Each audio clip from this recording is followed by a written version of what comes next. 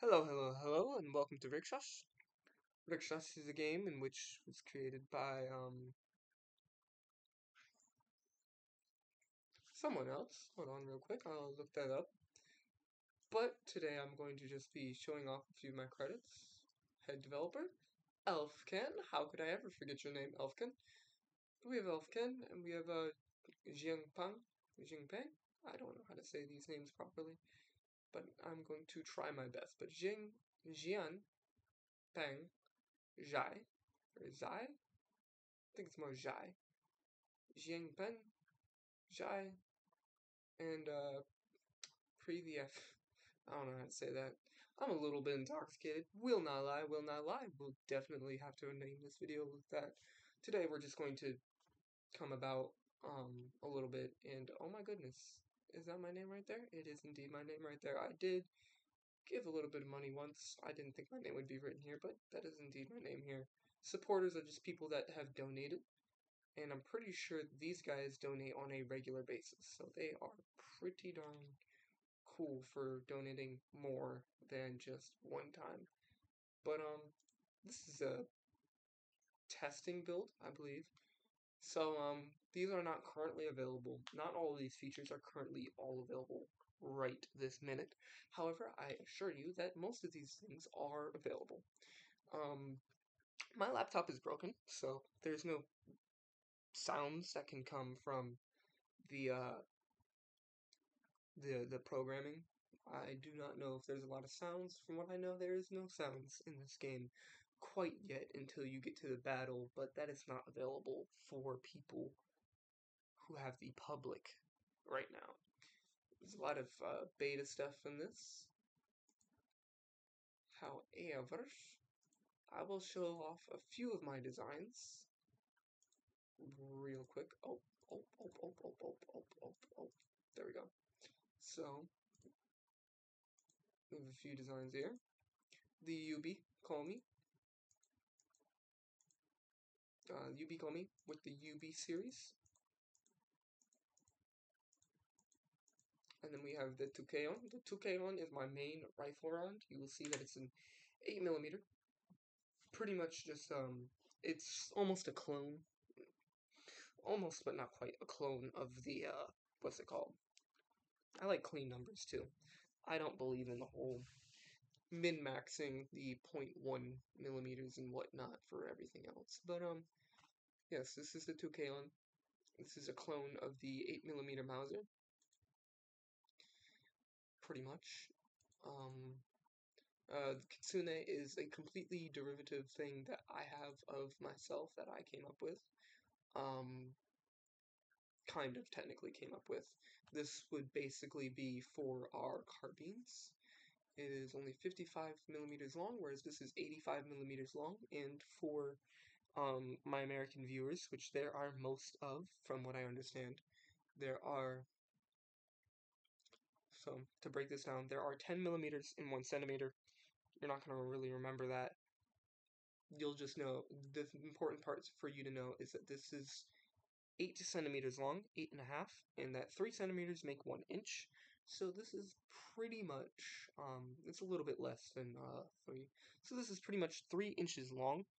The bullet is 3 inches long, by the way, and a little over a third of an inch thick. So this is a fairly large round, a fairly large cartridge. And this is a standard cartridge. Very big, very powerful. But I didn't want my machine gun soldiers to have this, at least not in World War One. From what I understand, this game begins in the year 1900 or late 1800s. Pretty much the same exact era and design as Rule the Waves 3. The best way I can put this game is Rule the Waves 3 and slash or Aurora 4X if it was only for the army. Um, like Rule the Waves 3 if it was only for the army and the ground forces rather than for the navy. And this is also more of a Aurora 4X if it was before the space age. the best way that I could describe this game, and really, really just amazing game.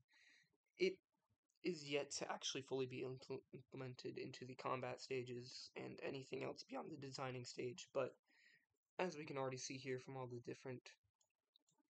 Well, actually, let's just go ahead, because I realized something earlier as I was looking. I'll explain most of these rounds later, but we have to design a whole new round. I also have to fix this one. We're using a special type of Chinese, pretty much Chinese brass here that I actually love the look of in real life, so I feel like I'm going to use it. I'll explain all the colors here in a little bit. Oh yeah, that's HE. I was like, why is it orange? But yeah, it's HE.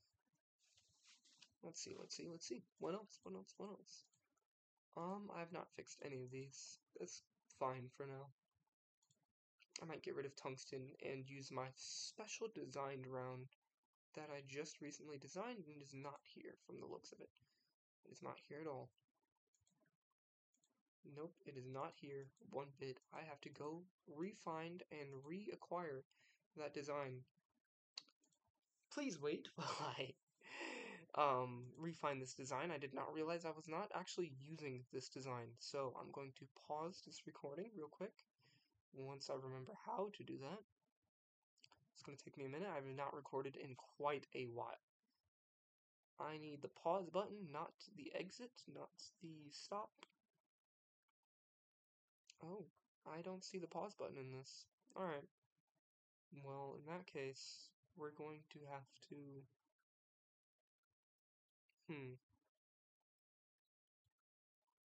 I guess I'm just gonna have to bring it in, and I might try to edit this in post, but we might not be able to. 7 minutes in. There's supposed to be a pause button, is there not? It only has stop recording. That's interesting. Alright. Well, I'm gonna do something kind of weird real quick. You guys might not be able to see it. You guys might be able to see it, so... have the designs all set up here. The cartridges, where is they at? Yep, all of these are indeed here. Looks like I'm gonna have to grab the cartridges from over here. Yep, this is only 2.1. Oh, please open up. Wow, this is gonna take a while. I have a super penetrator round that works better than tungsten. And it works better than steel. It is made out of steel, but I don't feel comfortable with using it for anything less than a certain amount of size, only simply because of the complication of it, and I'll show you how that all works here in a minute. Oh, that's unfortunate. I never used this kind, did I? Where is the stuff that I was working with earlier? Did it not save any of my cartridges I was using earlier? That would be really unfortunate. Maybe I accidentally saved it in someplace else? I might have actually unironically saved it. Oop. In this. So, this is one of the very cool things, and what most people will probably see, is this right here. It is indeed the design that I had. So, this is a super penetrator round. Rigid composition in the inside. The best way I can describe this is it has the best way I can describe this round is it has steel with like better steel on the inside, I'm guessing, because it doesn't use tungsten apparently, but it's a penetrator on the inside that is quite square composition, I will say. But it's surrounded by steel on the very outside. Has a soft cap on it, not a hard cap, but a soft cap, along with an AP cap that is a ballistics cap that is Spitzer 2. And it performs very well versus what usually would be used for tungsten. And I'm using this mainly for anything above 15 millimeters. Because if you look at the cost of just the normal Dragon Suba, it's a 15 millimeter round something comparable to this would be basically a 50 cal. It's a little bit bigger than a 50 cal. But yeah, that's the basic thing that I can think of for this. It's a dragon, not a Dakagi. Dakagi is only 10, so I will show you what a dragon is. So the reason why I have dragon versus dragon sub, which stands for dragon suba, is a dragon suba, as you can see, is a boat tail, and it's spitzered, which means it's actually pointy rather than just the normal rounded. Best way to describe a round versus the spitzer is the difference between a rifle round and something that you usually find in a 9mm, which would be either hollow point or just rounded off. There is hollow point modeled in this game, and you can see it has a hollow point. Looks a little bit goofy, but it actually performs fairly well. Anyways, but yeah, the differences between these two. You can see that the boat tail itself adds something called complexity. This is very low cost, like bolts should be. And this is also fairly low cost. It only costs about 10% more than the normal dragon. And in exchange for this, you get an extreme increase in speed and penetration. And what I've basically come up with is a way that we do have just a normal tungsten round, so I can show you the difference between first, just generally what happens when you have something that is spitzered versus non-spitzered, which I would be very, very happy to show. I think cannon, the reason why I have this one named cannon is, CC is carbine, I believe. Yeah, that's my carbine. Intermediate carbine. And you have handgun, heavy machine gun, just normal machine gun. Cannon slightly inebriated, so I'm sorry if it's a little hard to follow along, but the things at night, the night creatures, you must keep them. Wow, toggle barrel visualizer so I can see it. Excuse me. Alright, it should be Shin. Okay, that's what we have. Okay, so I will use something that's comparable. Let me see. We'll do 2,500 with 25 increments. Speed of sound. The actual speed of sound this game does have just set conditions to average if you don't want to make it too harsh on yourself. But what I like to do, typically speaking, is I don't want it to be too easy. I don't want to make it too hard either. So I set it to something easy. Nothing super complicated numbers. It means that it's not actually going to output all of this type of energy. As you can see, it's significantly lower than if I were to just set it to average. Right? Is that true? I think that's true. From what I remember, that is indeed true.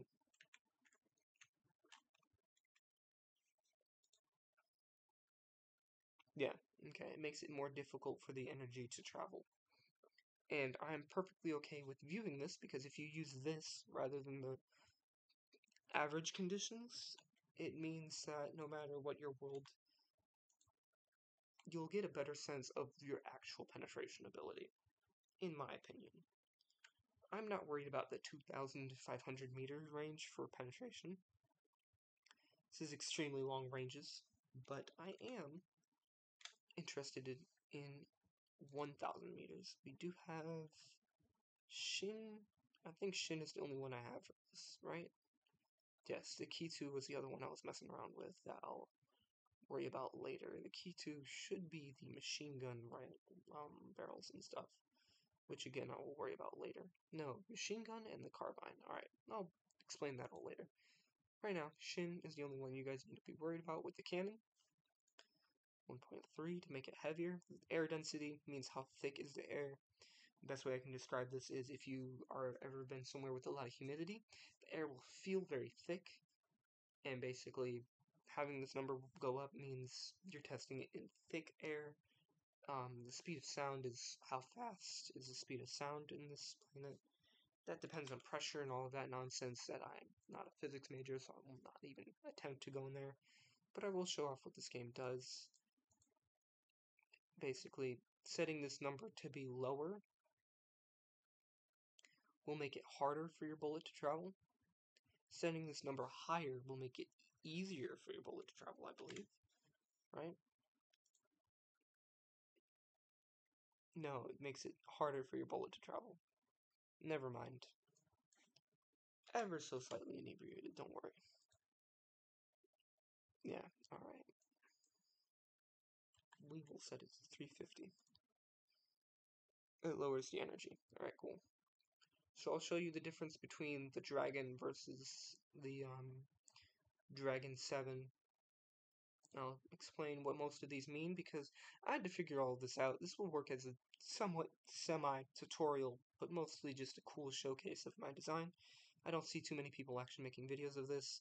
I encourage anybody else who sees this and knows what this game is to make videos about it because this really deserves an avid community. That we have a very good avid community that is mostly helpful and not toxic at all. With a few names I could mention, but I don't want to because I don't want to cause any spotlight on people that don't wish it to be on them. I will start with a good, 3 millimeters. 3 millimeters is what we'll say. We'll say 10 degrees armor angle. I like making it difficult. RHA 1 will not be used in World War I, but this is going to be a good test to see where you're at. So at 1,000 meters, you can see right here, this round is exuding 2,700 joules of energy. So it's not able to penetrate this. Something to note about this round is that it is made out of lead and it is round nosed. The composition will help with penetration, making it something that is a bit more tougher. The best thing that I found that helps you decide what is penetration really is tensile strength for me. I'm pretty sure. Tensile strength and density for me really helps me figure out what is strong versus what is weak. And they just recently added names. I don't know if this is in the public version, I would have to check, but this is definitely useful. I didn't know that these were actually... Okay, I like seeing these. Alright, neat. This is chromo steel versus this steel that is also chromo. Alright, so it always uses chromo. That's nice to know. I didn't know that. Okay. We're learning. I'm learning. I'm not an expert at this game. I'm fairly spent quite a few hours, so I just know quite a bit about this specific input here. So, I will go through the process of making a new round because I realized I need a whole new round system and I'm going to take you guys on this journey with me. So I need a whole new round. We're going to make a whole new round with a whole new propellant. So this would be designed as 15 millimeter, would be designed probably in the interwar period. It wouldn't be typically appropriate to make this rounded for the interwar period because this would be typical of a pre-World War I design, but I'm going to make it rounded. It's just cheaper, and I think it would be more appropriate to make it first experimental rounded design. It's lead, so it means it's not going to actually have a lot of strength to go through anything, but it's going to be extremely cheap to make. Very good for anything made out of concrete or any human would be completely obliterated by this. And I'm letting you know, even though it's not penetrating 3 millimeters, which is, I believe, thinner, like extremely thin compared to what a helmet is. I was in the army for a little bit. I wore an ACH. It was about a centimeter thick, but it was made of a composite resource that I don't know what it was made of, but it was relative to steel, from what I understand. Relative to steel. So, being 3 millimeters thick means that, or being more than 3 millimeters thick, but equivalent to about this, means that it wouldn't go through your helmet. More than likely, it wouldn't go through body armor at 1,000 range, but understand that 2,700 joules of energy is extremely heavy. I will look up for you guys. I'm just going to look up something real quick. Average punching, average male punch in joules.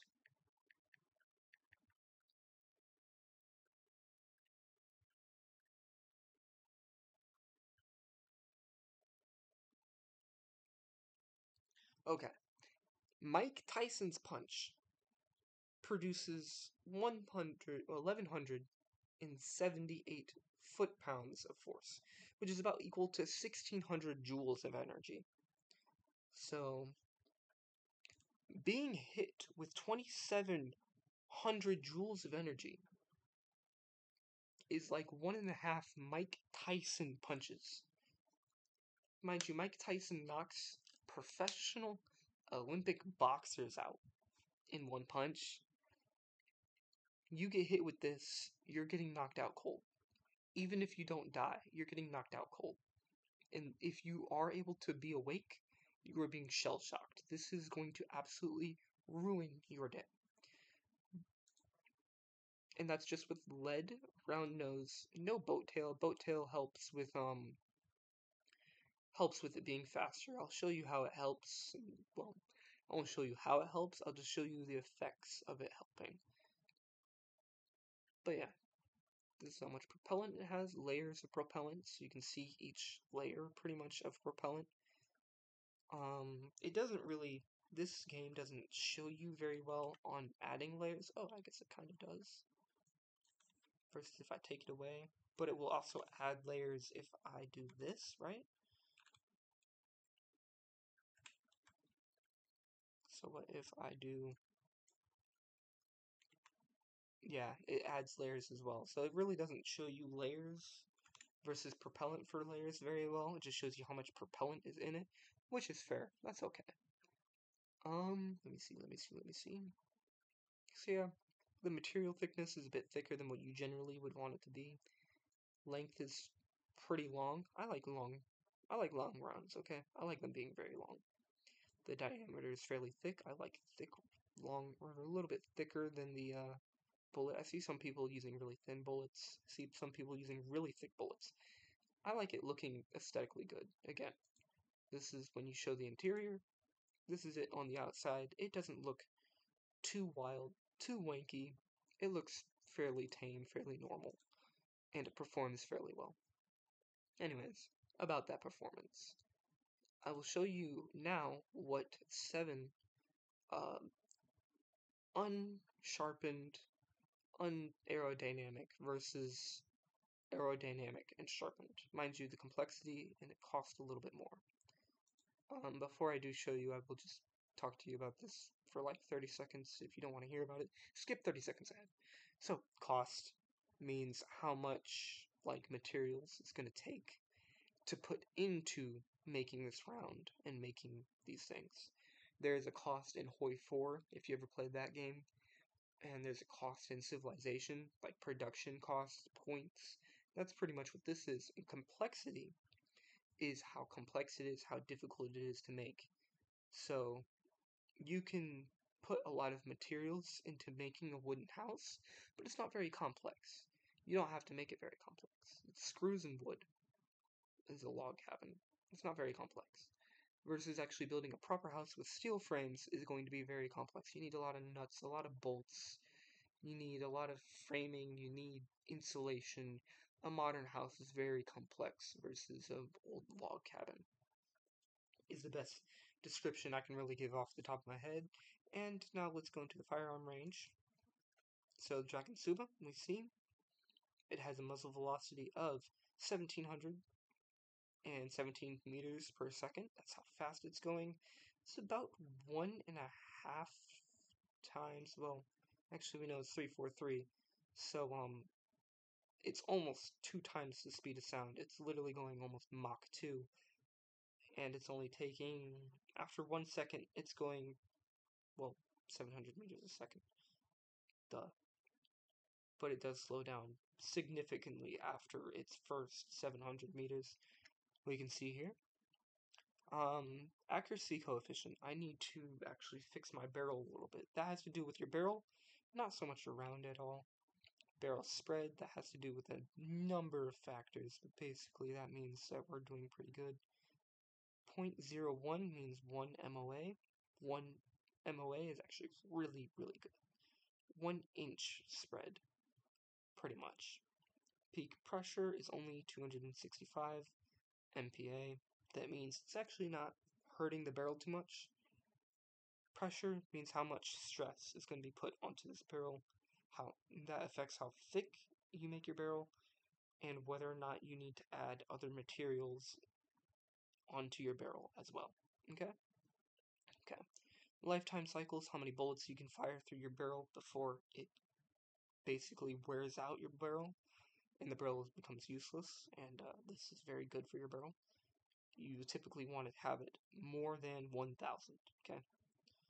And muzzle velocity and muzzle energy means how hard is this going to hit. We know that 1600 equals Mike Tyson's punch, so we can just say it's an Olympic punch. It's going to knock the average man out, and it will definitely knock the average woman out, the average adult person. Well, we can confidently say 1600 joules will knock out a person. So this is literally like 10 times the amount of knocking out a person, and definitely would kill a person. I'm honestly safe to say that yellow means that no matter what, if it's piercing or not, it's knocking you out or it's throwing you on your butt. This means that if it does pierce, it's going to kill you, but if it doesn't pierce, it won't knock you out, but you're definitely going to feel it, and you're not going to be wanting to fight so much anymore. You're going to be wounded at these two levels, alright? These will kill you. No matter if they pierce or not, these will kill you. These colors mean death. They really just mean how much armor they can penetrate after that. But hitting a human person, as far as you're concerned, it just means death. Alright, now let's look at that other round. A lot of talking. I know, I'm sorry. Dragon Suba 7. We can see that it comes out 30 meters faster, so it actually goes more than 2 times the speed of sound now.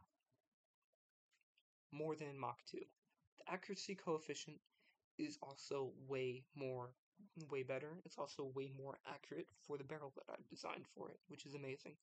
It is putting a lot more stress on the barrel at 313 MPa, and believe it or not, MPa works a lot like, how do you describe it? Decibels with music and sound. If you didn't know, I'm pretty sure it works like every 10 decibels is not just 10 more. It's not like 10 plus 10 equals 20.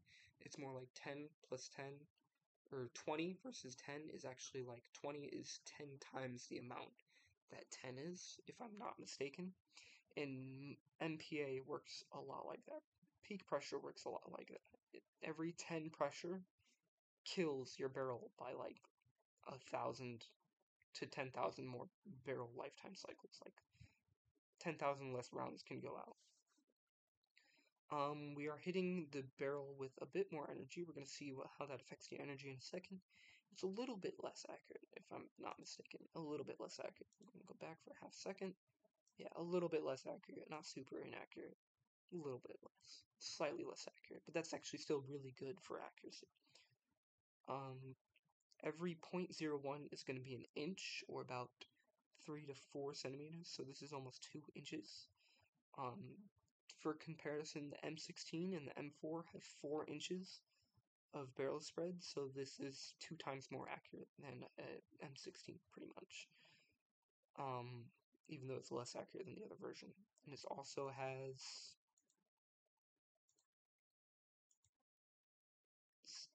300 and some odd more joules of energy, but you will also see, once I click this button, that it carries that energy way further. So by the end, it has 1200 joules, whereas the other one, rounded with no boat tail, only had 600 joules. It is ending at 2500 meters with double the punching range. And at 1000 meters, we are having and seeing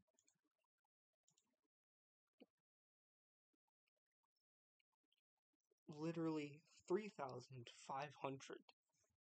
We are seeing 2 Mike Tyson punches.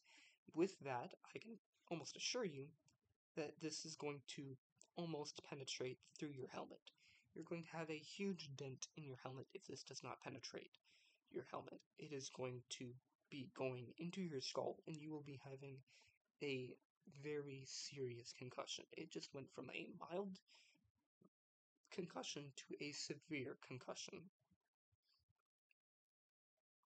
And if I'm being fairly honest with what this is designed to do, it's named Cannon for a reason. It's, in case you didn't know, anything bigger than 50 cal or 12.7 millimeters is usually considered a cannon, and most times even 50 cal is considered a cannon. So this is 15 millimeters, so it's considered a cannon. And this term was coined, autocannon, was usually coined by armored vehicles and by aircraft. This is why it's important. That's why it's named cannon, which literally means that all this is being said to show that aircraft have, and the name autocannon means it's fully automatic. It's shooting multiple times per second. This isn't 30% with one shot. This is 30% potentially at 100 rounds per minute, which means that it's going to shoot about 8 times, a set of 8 times. So 8 times 33, or 0.33, really does mean that we're penetrating at least 2 rounds. So you're not surviving. It's going through you, and with the amount of energy it's transferring into what would be a human body, it would absolutely vaporize whatever it hit. If it was flesh, if it was metal, it's not feeling too well at 3 millimeters, but I can guarantee you at 5 millimeters, it's ricocheting. Even though it's hitting with so much energy, it's ricocheting. But who's ever inside the vehicle is not feeling too well. I will show then 750, which is in between 600 and 700. We can see this is changing colors.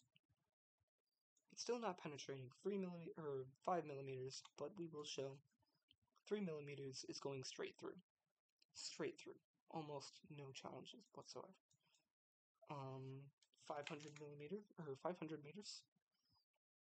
It's plugging at 5. It is not going through, but it has 16% chance, which means with the machine gun, which it's designed for, it is definitely probably going through once or twice. However, I will say I do plan on making an anti-tank rifle with this.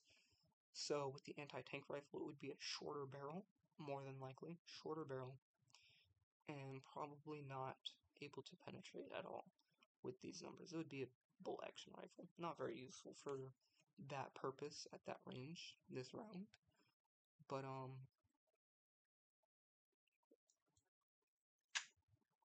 this isn't the round I would be giving my anti-vehicle snipers, so my anti-tank snipers though.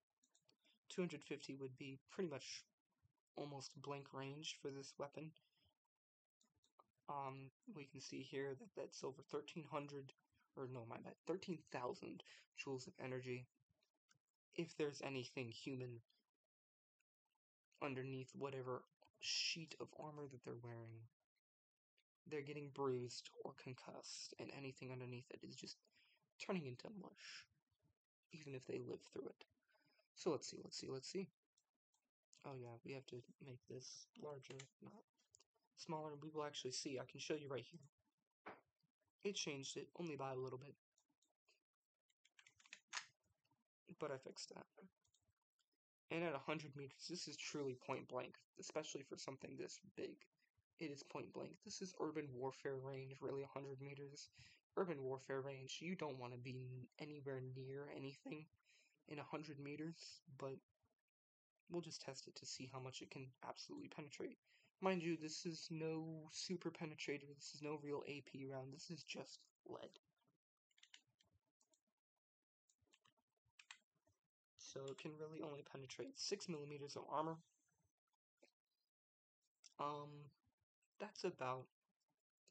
That's really like anything that's, it's like an armored car, basically. Probably destroy armored vehicles. Like a Humvee or something. I will now show you. This is not the super penetrator round, this would be something called an AP round. But I'll show you what this does and the difference between this. F stands for Ferris. Basically, this is the steel round. The Germans came up with this idea. It is basically, they called it the K round for iron, basically. A lot of barrel lifetime cycles. I can probably edit this to have it a little bit more punching power. It does not do well at long range. This is why people use tungsten, because tungsten does really good at long range, but not so well at short range. But it goes extremely fast, and it's way harder. Steel is way tougher than lead, and it goes super fast, but then it slows down and loses all of its energy really before it even gets 1,000 meters away. And we can see that you really want to use this type of round on something that is, remember, sub/suba means that it's pointed, spitzered. You can really see that, the difference in cutoff. This thing really doesn't have any energy whatsoever after 1,000 meters, versus making sure that it's spitzered means that it actually has energy for 300 more meters, and at 1,000 meters, it can still knock a person out. For sure, for sure. Alright. Let's see. So I will show the strength of this. At 1,000 meters, 7F steel round can still penetrate 6 millimeters of armor. Even though it has less energy, it is a stronger round, and it is spitzered with a boat tail, which means that it's going fast. It's going fast, and it's a tough material, so it's going to go through the armor more likely than not. We see it has a 99% chance. I don't think it's going anywhere near 9 millimeters. In case you didn't know, World War I heavy tanks could have up to 8 millimeters of armor, which means that, well, up to 12 millimeters, my bad. And the minimum ended up being 8 millimeters. So this means that it won't go through heavy tanks, but it will go through medium tanks, and it will go through light tanks and any armored vehicle in World War I. It will go through armored cars and probably light tanks in World War II. And this is just at 1,000 meters, mind you. That's long range. 750 would be the engagement range for this type of weapon system on the ground, where the armor would be really important to see. We can see here it's piercing 7 fairly comfortably. It's piercing 8 also comfortably, so that's the minimum for heavy tanks. The maximum being about 12 to 15. So let's see what it does to 9. It's only 27, so you would need a fully automatic weapon, and anti-tank rifles would only be able to penetrate about 8 millimeters. So, fair enough. Heavy tanks, questionable if heavy tanks could be dealt with, but medium tanks, light tanks, and armored vehicles galore for World War I, which is what this would be really designed to deal with. Let me see. So that was the engagement range. This is close range. This is really close range for these types of weapon systems. 500. It's piercing 9. It's not piercing 12. I can almost say that much for... Oh, wait, it is definitely piercing 12. My bad, I don't even know what I'm talking about. This is 500 meters. You can see over here, 500 meters translates to 5,600 joules. It's a lot of joules of energy, and it's probably piercing through anything it can see.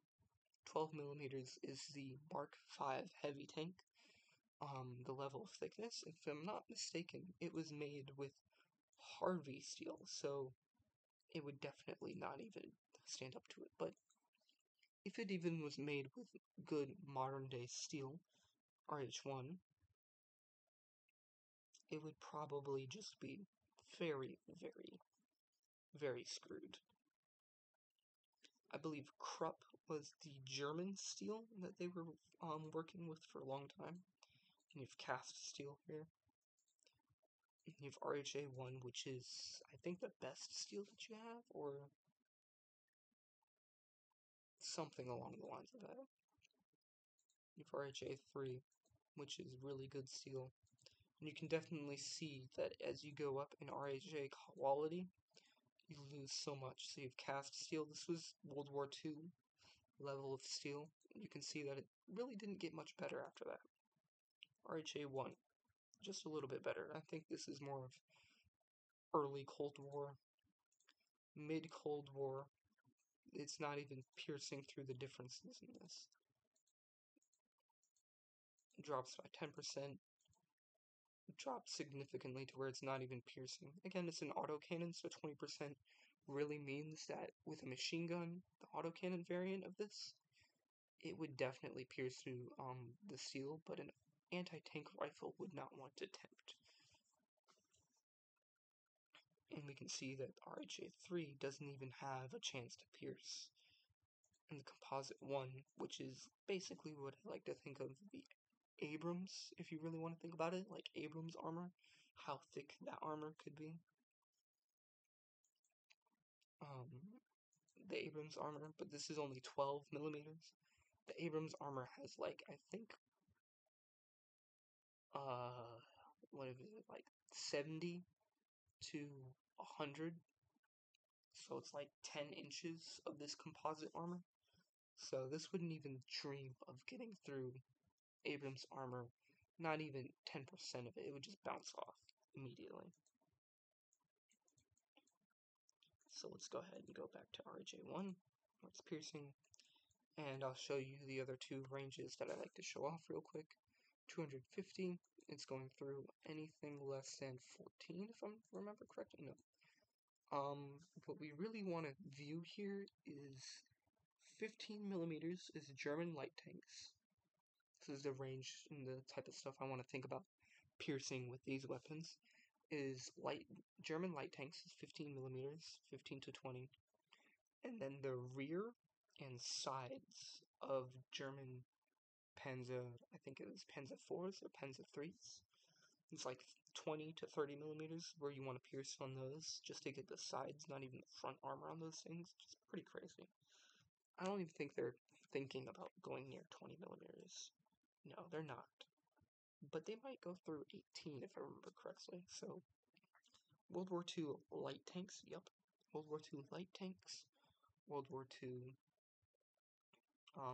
armored vehicles are destroyed by this thing. World War II, or World War I heavy tanks, anything in World War I is being destroyed by this thing. Anything in early World War II is definitely being scared by this thing. And I'll show you urban warfare, just for giggles, basically the maximum amount of piercing this thing truly has. Can pierce 22 millimeters. Yep, that's for the machine guns. 21 would be the anti-tank rifles, so they could, really their job would be to shoot out tracks of German tanks, and Shermans would be shooting out the tracks, and then shooting the engines from the rear, at basically point-blank range. That's all they could hope to do with these things.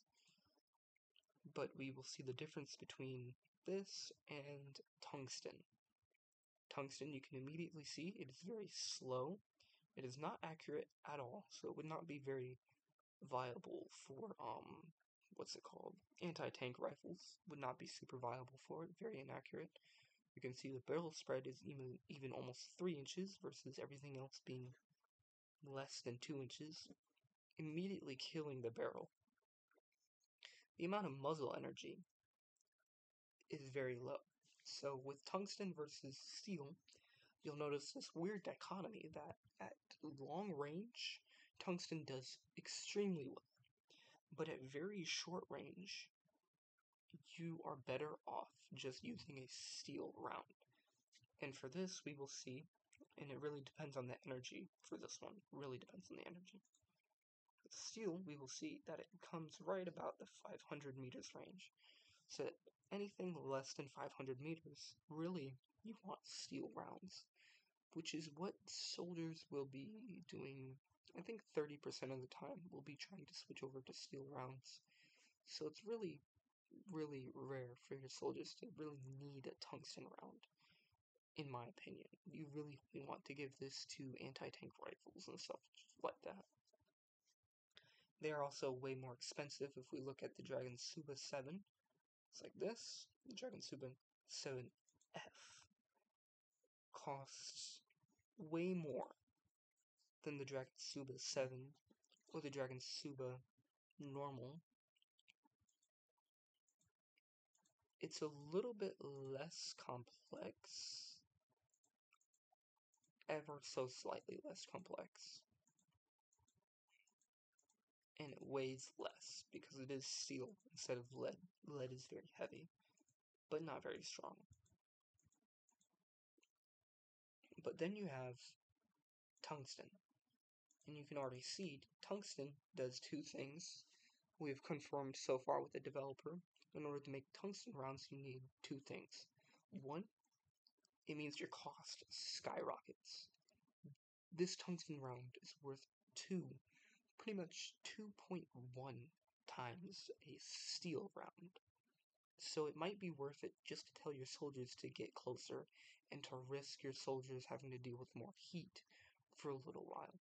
Might be. Might. Not always. You also, for the second thing, you need access to the resource that is tungsten. You are way more likely to have access to iron or to be able to import iron than you are to be able to import or have access to something like tungsten. Tungsten is very rare, we've been told. So you might not want to try to rely upon this or use it too much. We have already established tungsten is not even useful at close range. Something to keep in mind. And this is why I've designed, at least for everything above 10 millimeters, I've designed a special round that I'm going to want to experiment a bit with. And I will show off a little bit later. I think I will make a separate video for designing the second round after I look at how long this video has taken so far. So, the 7T, we're looking at this. Look at how much it can pierce at 1,000 meters. Remember, steel could only do, I think it was 6. So at 1,000 meters, this can do 8 easily. Easily challenge heavy tanks at 1,000 meters. So this would be amazing. An amazing round to give to your anti-tank rifles to snipe at World War I heavy tanks and World War II light tanks. An amazing round. Really almost eliminating your need for an AT cannon. Almost, but not quite. You'll see at 750, it has an extremely good, about 580 joules. Extremely good at piercing. This would be good enough for, I'd say anything above 60% is good enough for an anti-tank rifle. And anything more than 25% is amazing for an autocannon, which this is an autocannon, but tungsten rounds I probably would not give to an autocannon or to a tank crew, to be fairly honest. But who knows? Who knows, right? I think the max this thing can reliably pierce is like 14 millimeters. No, it's literally only 13 millimeters. So it's literally only like World War I heavy tanks and World War II light tanks and any armored vehicles, but that's still really useful for your first years. This is really good to supplement to your troops until you get access, until you can fully produce in this interim period before you can actually get anti-tank cannons and anti-tank rifles. You know what I mean? Anti-tank cartridges, I should say. This is at combat range that you typically want it at, and now we're going to look at short range.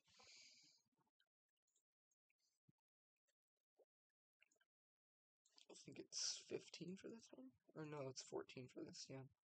15 is okay for an auto cannon, so it would be good against light tanks, but not against anything else. And this is only good, this is not even preferable for your anti-tank rifles, would not want to really even attempt to deal with anything at this range. And I'm pretty sure at 250, yep, this is 500, we will see the difference between this real quick. I will show you myself. I'm pretty sure it can't even think about 20. And it can't even think about 18, but if we go to the steel round, it will pierce. At least for the autocannons, it's way more reliable to pierce 18 millimeters. So you can see that at close range, you really do want to just be using steel rounds anyway, so it's not really always worth it to try to develop these tungsten rounds. But I will also show you that, yeah, these guys can pierce, what was it, 24, something like that? Something relatively crazy. We'll do 22. That's good for an autocannon. But then we look at a tungsten round, and it won't even think about 22. It won't even think about 20. It, as a matter of fact, probably won't even think about, well, 17. This is acceptable for an anti-tank rifle. But now you can see, you don't really want your anti-tank rifles using this. Oh, this is a Dragon 17. What is wrong with me? You guys should have corrected me. There you go. This is more like it. And still not going through 22, by the way. Still not even going through 22. Yeah, no. Still not going through 20, if I'm not mistaken. It'll think about 20. But you're better off just using a steel round. Way better off using a steel round. As a matter of fact, your anti-tank rifles really want to just be using steel rounds at close range. Especially urban combat. Like if you're dealing with the city, if we deal with forest combat, close range, you might want to have your soldiers just use these steel rounds versus using tungsten rounds. I've developed a special armor-piercing round, and we're going to just see the difference in this. Mind you, this is steel. The amount of energy it has is way more than tungsten. It doesn't carry as well as tungsten does, or as well as the other steel ones do. If we just look at the difference. Not nearly as well as the other ones do.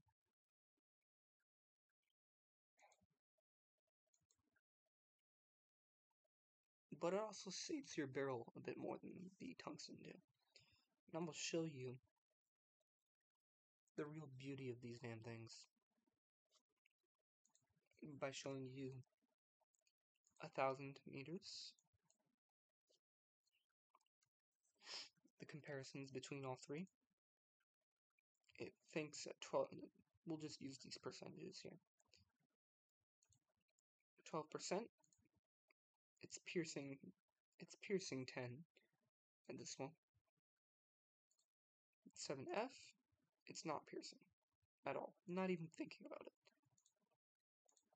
So it's interesting. So it does less than the tungsten, but more than the steel by a lot. So now we'll look at 750.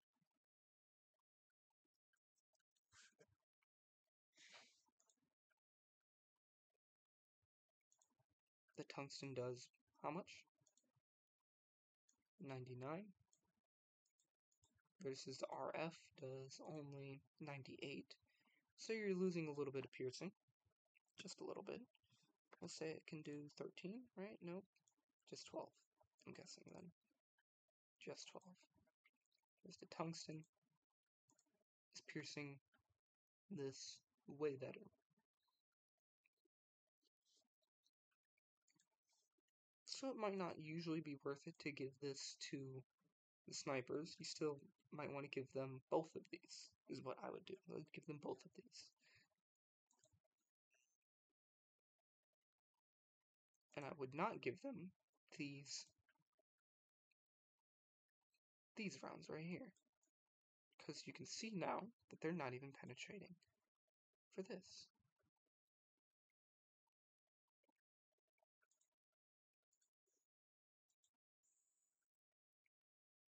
Okay. So now we'll look at 500. Piercing 12. And it's probably not piercing. Oh, well, on a machine gun, it would pierce this. Reliably speaking, it can pierce light tanks at 500. Mind you, this is close range. You wouldn't typically want a sniper rifle with this. So we'll use 16 versus tungsten. And here we can see the real beauty of it. At mid-range, it's outperforming tungsten.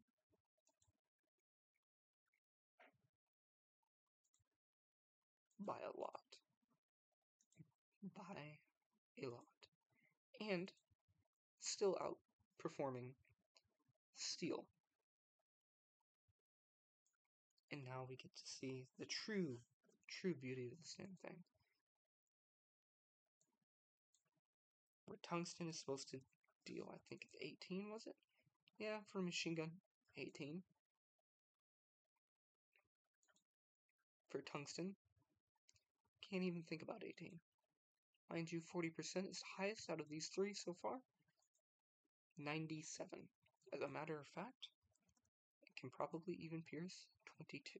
You would definitely want to have your machine guns using AP and this at the same time. I haven't quite designed HE and these two different stand for two different things. HE is high explosive. HI is just I'm pretty sure it stands for light. It's short for light. In Japanese, it really just means tracer. That's the only difference between those two. Piercing at 42%, 22 millimeters. You still wouldn't want your sniper rifles using this. You want them using this instead. For a true improvement over the Foxtrot without compromising the tungsten round. The expensiveness of the tungsten round. And then, of course, the 100 meters. The goal. Urban warfare. We're talking about the least likely to penetrate. Only 21. It can't even pierce 19. Realistically speaking, for a sniper rifle, that is not good. You wouldn't want to throw this into a machine gun. At all. Like, ever. What you would want would be steel rounds, which can pierce. I think this is the one that we came out with. Yep, 22. It's acceptable for a machine gun. Not acceptable for a sniper. Who would probably want to only deal with 20 millimeters. However, we now have this round. This magical round. Absolutely majestic round. That is more accurate than the Fox. I just now realized. I haven't really truly looked at these stats. Nope, it's not more accurate. Never mind, I lied. Less accurate than the Fox. A little bit more pressure. A little bit slower. And a little bit less accurate. But that's okay. Because it is cutting through 20 millimeters like butter. Unlike the other two, that even though the normal steel round gets through it, it's struggling a little bit. Got 22, and it's still cutting through like butter. And 25 is when we have the 57%. You would want this to be thrown into an autocannon. At long range, it's outperforming the normal steel, if I'm not mistaken. We'll just look at that again. So 50%, 57%. First, we're gonna see if it can even think about 30. I don't think it can. No, it can't. Off of a really fast autocannon, this is only 15 millimeters. So in mid-Cold War, you would typically be able to see a Gatling gun with this type of thing, but this wouldn't be viable for anything before 1960s. Like machine gun level. For 30 millimeters, I should say. But 28 millimeters. 30 millimeters, the reason why I pull that out is because that's the side armor, if I'm not mistaken, of Panzer IIIs or Panzer IVs, whichever one is the first medium tank to be used by the Germans in World War II. So use 16%, that's still not something you typically want to use, it's 28 millimeters, but this is definitely more than enough for an autocannon to be, I'd say, late World War II autocannon, especially for something like 15 millimeters. From like an anti-aircraft or an aircraft gun. Both 25, definitely piercing through. But we will go ahead and we will look at 5 millimeters at 1,000 meters. What was it? 10? I think it was 10, right? Yes, 10% versus tungsten. That's totally going through 10%. And then Dragon Suba, that is ricocheting. So it's outperforming at long range the normal ferrous rounds, but it's underperforming tungsten rounds. So what you'd probably want to do is give your snipers 2 magazines of the tungsten rounds and then give them another 2 to 3 magazines of the close range rounds, of the experimental. Why did I name them RF? I'm not too sure, but they're super penetrators. But yeah, that's just a quick little explanation of my Dragon Suba 15mm cannon. And I think I'm going to stop the video here. Yes, that was extremely long. I apologize, this was supposed to be a shorter video, but yeah. Catch me next time, and I will make a new cartridge and show you the process of making a new cartridge and how that all works, because believe it or not, you're not going to start at the round, you're not going to even be starting at the barrel, you're going to be starting at the propellant, the explosive bit. So, I will see you then.